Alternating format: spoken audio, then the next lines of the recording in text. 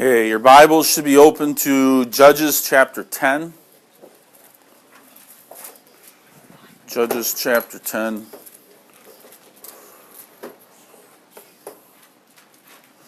And then on your iPads, go to Shobi. You can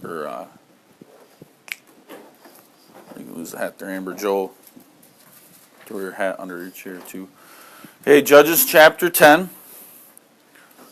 And then in Shobi, find lesson 86, Jehovah calls Jeptha.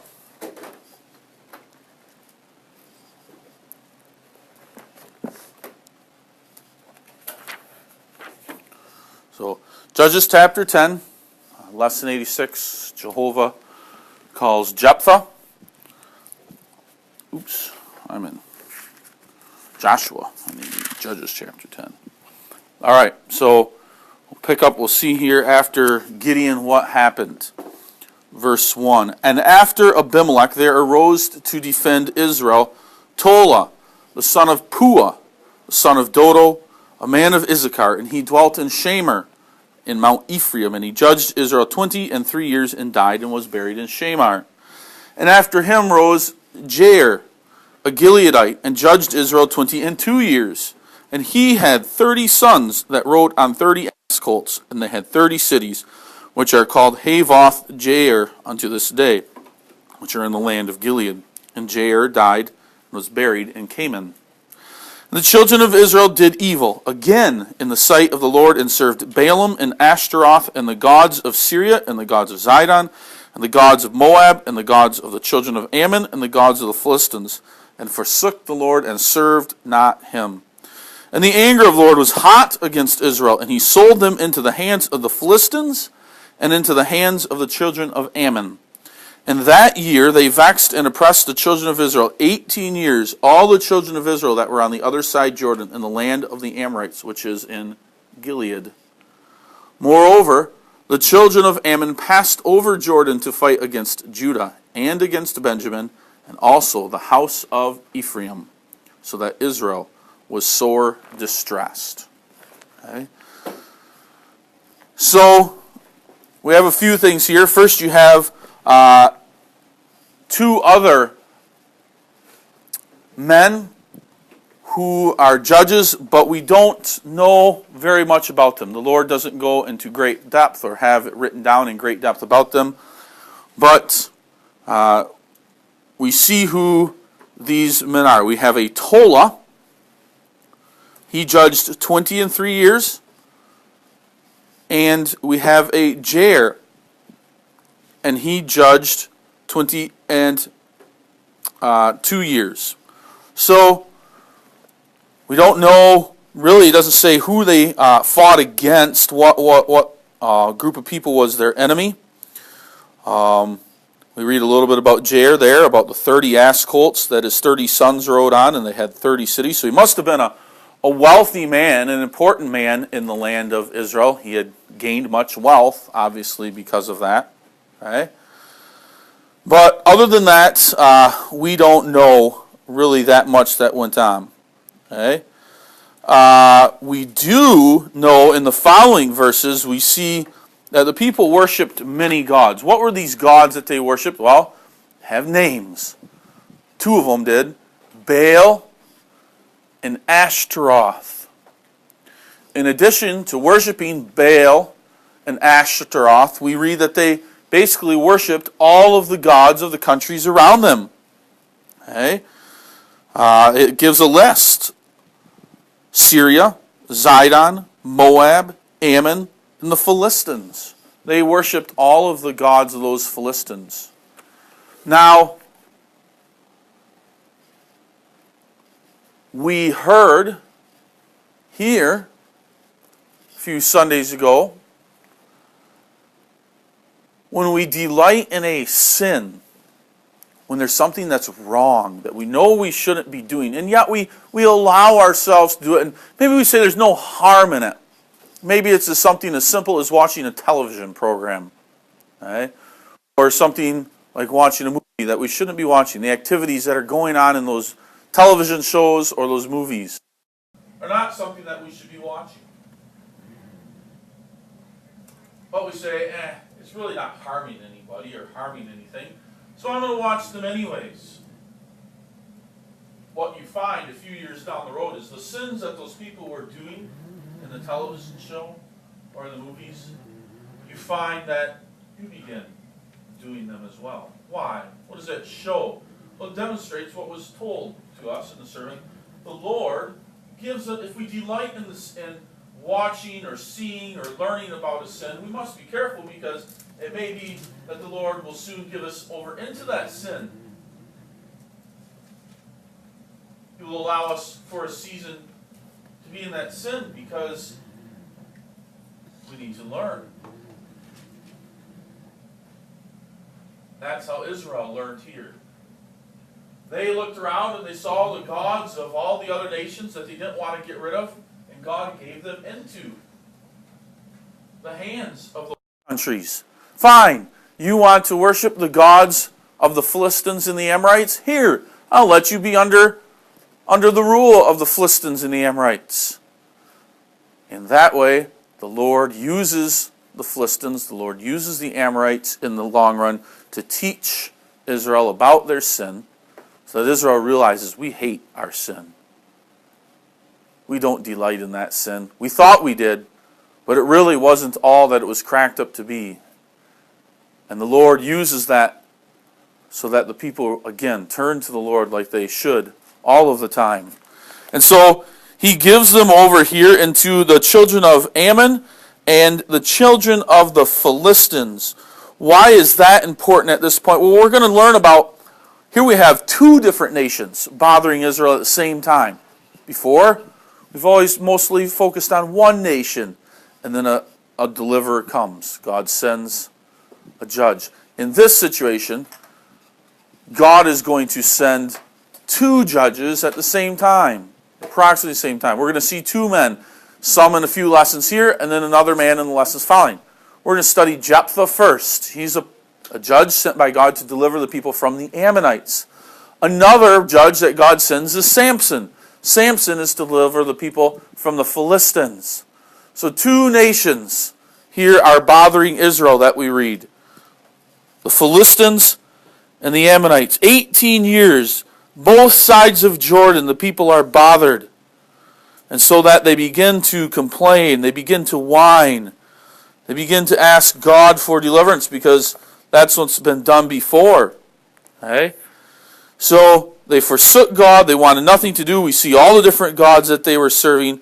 And so to chastise them, to punish them, God sends the Ammonites and the Philistines. So let's see Israel's cry here. How do they cry out to the Lord? And see what God's answer is to them. So follow along in verse 10. Go to verse 10 here of chapter 10. And the children of Israel cried unto the Lord, saying, We have sinned against thee, both because we have forsaken our God, and also served Balaam. And the Lord said unto the children of Israel, Did not I deliver you from the Egyptians, and from the Amorites, from the children of Ammon, and from the Philistines? The Zidonians also, and the Amalekites, and the Maonites did oppress you, and ye cried to me, and I delivered you out of their hand. Yet ye have forsaken me, and served other gods. Wherefore I will deliver you no more. Go, and cry unto the gods which ye have chosen. Let them deliver you in the time of your tribulations. And the children of Israel said unto the Lord, We have sinned. Do thou unto us whatsoever seemeth good unto thee. Deliver us only, we pray thee, this day. And they put away the strange gods from among them, and served the Lord. And his soul was grieved for the misery of Israel. And the children of Ammon were gathered together and encamped in Gilead. And the children of Israel assembled themselves together and encamped in Mizpah. And the people and princes of Gilead said one to another, What man is he that will begin to fight against the children of Ammon? He shall be head over all the inhabitants of Gilead. So the children of Israel, as they've done before, they cry to the Lord. They say to him, Look, we've sinned. As we say, when we confess our sin, or we say, Yep, we're guilty, we did it, that's one thing. In addition to that, we now need to also say we're sorry for our sin. We need to ask God for forgiveness. And we need to turn from that sin. And that's what we don't see here exactly initially by the people. Yes, they cry out to the Lord. They say what we've done is wrong. But they don't go through all of the steps of confession of sin. And so what does the Lord say to them? That's a pretty harsh thing. Look at verse 13. Wherefore I will deliver you no more. Go and cry unto the gods from which ye have chosen. Let them deliver you. Is God really leaving Israel here? Is he really saying, fine, you don't want to live with me? Go ahead. Call on the other gods who you've been worshiping. Okay? He reminded them, he gives some examples. Didn't I help you before when you needed from the Egyptians and the Amorites and the Philistines and the Zidonians and Amalekites? Whenever they oppressed you, I delivered you out of your hand then. So does God mean he's not going to save them here? That's not the case. God is a God of his promise. No. What God is saying here is not that he's not going to deliver them, or that he won't save them, that they're no longer his people. But he's not going to deliver them under the conditions, again, that they're complaining right now. Oh, well, you said what you did was wrong. Yes. You need to say you're sorry. You need to confess and apologize.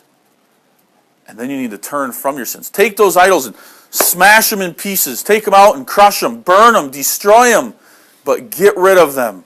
You can't say that you're sorry and then walk right back in your house and there's that idol sitting there and, well, I just won't worship it for a while here. No. You need to get rid of whatever that sin is in your life, put it all the way out of your life, and only then, God says, then I will deliver you. So until you do that, yes, you've cried unto me, yes, you've seen the history of when I've delivered you, but before that can happen, you need to turn from your sin and your wickedness. It's not that God is saying here he's going to leave, because God will never leave his people. He's promised, made that promise to us, and God is a faithful God. When he makes a promise, he will always deliver it. So he's promised to us salvation. Now there may be times of tribulation and difficulty in our lives and times when we need chastisement either. But the Lord will not leave us totally in that sin. He will deliver us from it if we are a child of God, because at some point in it we will realize our foolishness, our wickedness. We will hear maybe the preaching, or we will read in the scriptures, and we will turn from that sin because we already are a child of God. Okay. All right, then Israel turns from the Lord. They finally said, verse 15, we have sinned, do unto us whatever you want to do. They put away their idols. They got rid of them. It's verse 16. And now they begin to do what's the right thing. It looks like they even begin to fight their enemies. Children of Ammon were together. The children of Israel gathered themselves together and encamped in Mizpah. So they're preparing for battle. Chapter 11 here. So let's see then who the people choose to be the leader. Again, a little bit different here than what we've seen in the past of God calling man, but God works through the people here to call Jeptha. Chapter 11. Now Jeptha the Gileadite was a mighty man of valor, and he was the son of an harlot. And Gilead begat Jeptha. And Jephtha's wife bare him sons, and his wife's sons grew up, and they thrust out Jeptha, and said unto him, Thou shalt not inherit in our father's house, for thou art a son of a strange woman. Then Jeptha fled from his brethren, and dwelt in the land of Tob, and there were gathered vain men to Jeptha, and went out with him. And it came to pass in the process of time that the children of Ammon made war against Israel. And it was so that when the children of Ammon made war against Israel, the elders of Gilead went to fetch Jeptha out of the land of Tob. And they said unto Jeptha, Come, and be our captain, and that we may fight with the children of Ammon. And Jeptha said unto the elders of Gilead, Did not ye hate me, and expel me out of my father's house? And why are ye come unto me now, when ye are in distress? And the elders of Gilead said unto Jeptha, Therefore we turn again to thee now, that thou mayest go with us, and fight against the children of Ammon, and be our head over all the inhabitants of Gilead. And Jeptha said unto the elders of Gilead, If ye bring me home again to fight against the children of Ammon, and the Lord deliver them before me, shall I be your head? And the elders of Gilead said unto Jeptha, The Lord be witness between us, if we do not do so according to thy words. Then Jeptha went with the elders of Gilead, and the people made him head and captain over them. And Jeptha uttered all his words before the Lord in Mizpah. So we have this man Jeptha. He's from Gilead. He's a mighty man of valor, so he must have done some great things, yet he was the son of an harlot. So his father was a man of Israel. We don't know who his mother was, but she was not his wife probably. And Jeptha, though, becomes a mighty man. And Gilead's wife bare him many sons. And they grew up, and for some reason it says they thrust out Jeptha. Now we can guess why, because he was their half-brother. He was the son of an harlot, not their mother. And so, although he wanted to be maybe part of the family, he could not be, because his brothers thrust him out. They kicked him out, said, "We don't want anything to do with you. Get out of here, you half-brother, you son of a harlot." And so he leaves. He goes to make his livelihood, his life, somewhere else, probably in a strange land, all by himself. There he didn't leave God or forsake God, but he continued to be faithful to God. Even though he was in a land maybe not where he was able to experience the communion of saints that you experience your whole life. You're surrounded by good, godly people for the most part. There's not much time in a day or a week or a month that goes by when you are not surrounded by like-minded fellow saints. Jeptha had to leave, and he probably spent many of his days surrounded by men and women who were not like-minded saints, who didn't believe as he did. In that sense, he felt alone. But in another sense, God was near to him. He continued to pray to God. He continued to have his own personal devotions. He continued to learn and to grow. Probably read what writings had at that time been written, so that he knew about God, who he was, God's faithfulness. That may be an example in our lives. We go right now again. Your day, think of the times of day, your week, your month, when you are not surrounded by like-minded fellow Christians who believe and think the way that you do. When you graduate from high school, you might not find that you're surrounded by like-minded Christians. You go off into the workplace, or you maybe even go off to college, even a Christian college. You'll find that there's many students who are there who maybe aren't Christians, but they're there for a good education. And so you have to defend yourself, or you feel a bit alone a bit more than you do right now, because you're always with people who believe and think and see things, for the most part, the way that you do. So that's the life of Jeptha. That's what he had to go off into. And he dwelt in Tob because of vain men. And now that Ammon has made war with Israel, these men of Gilead, they know, well, where is the best man who could possibly be a good leader in battle? Well, that man is that mighty man of valor, Jeptha, who is living off in a different land. Let's send him a message. Let's send him a request that he comes home to us. And so they do that. So you can imagine Jeptha getting a messenger probably who says, "You're being summoned," or maybe even a letter that comes with that messenger, and he's being summoned to come back to his homeland.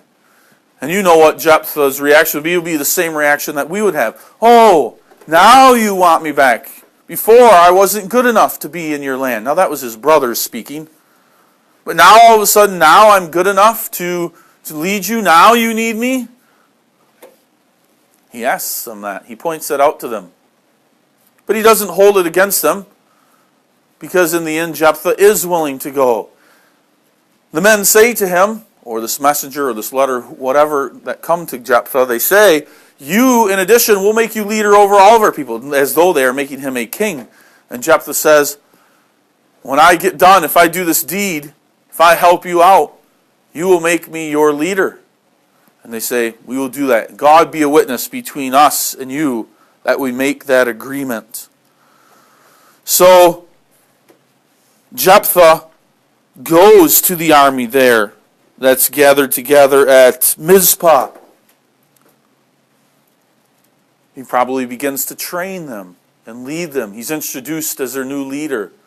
He begins to run them through some battle exercises. Okay? Jeptha was a man who loved the Lord. He was close to God. He could speak to him. He could pray to him because even though he had been off in that land a far time, he had maintained his faithful relationship with the Lord. Although the son of an harlot, he had been properly taught of how to worship God. So then we see here in a few other verses, what does Jeptha do first? He does something different that none of the other judges had done before. Look at verses 12 and 13. He does something here unique. Verses 12 and 13. And Jeptha sent messengers unto the king of the children of Ammon, saying, What hast thou to do with me, that thou art come against me to fight in my land? And the king of the children of Ammon answered unto the messengers of Jeptha, Because Israel took away my land when they came up out of Egypt from Arman, even unto Jabbok and unto Jordan. Now therefore restore those lands again peaceably.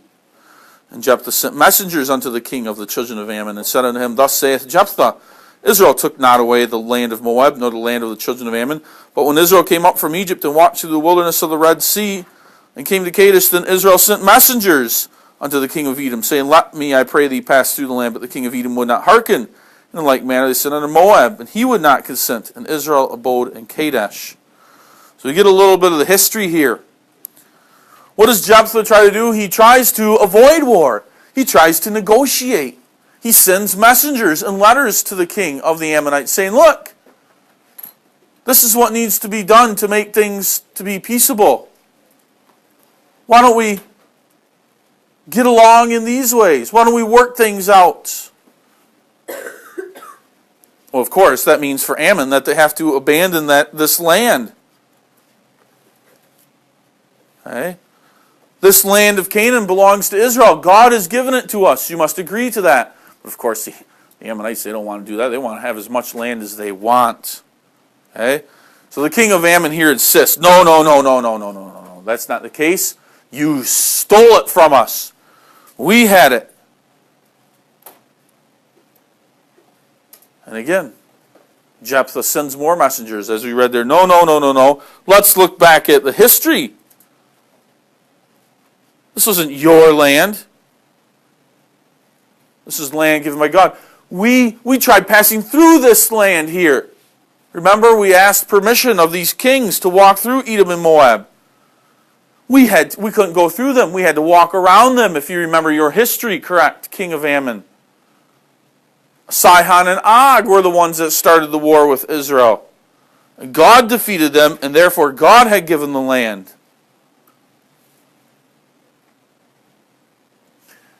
If someone questioned me, or if someone questioned you, how well do we know our Bible lessons, our Bible history? We see Jeptha knows it well here. He can use his Bible history to exactly point out the flaws in the argument of the king of Ammon. But the king of Ammon wouldn't listen to him. So we see there, as we get to later in the chapter, verse 24, Will not thou possess that which Chemosh thy God hath given thee to possess? So whomsoever the Lord our God shall drive out from before us, them we will possess. Jeptha here is mocking their God. You think your God gave you this land? No, but God will be on our side. He will give us land. So the warning has been given. The offer to get out of the land and leave them alone without doing battle has been offered to the king of Ammon, and the king of Ammon does not take it. He says, no. Nope, I'm not interested. Okay? Fine, says Jeptha. And we'll see what the result is in our next lesson. What is the result of refusing to get together for peace?